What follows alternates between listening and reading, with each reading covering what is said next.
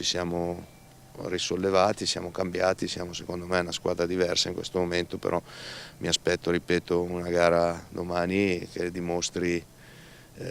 tutte queste cose che sto dicendo. È una partita importante quella di domani con la San Benedettese, non solo per il risultato, anche dal punto di vista psicologico. L'andata segnò uno dei momenti più bassi dei biancoscudati in questa stagione, ma proprio da lì Brevi, coi suoi ragazzi, hanno ricominciato a marciare scalando passo passo la classifica.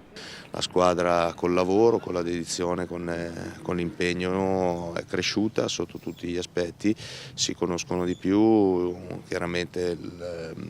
i risultati positivi che abbiamo fatto hanno creato anche all'interno del gruppo sicuramente una maggiore autostima in se stessi e tutte queste situazioni ci hanno permesso poi di risalire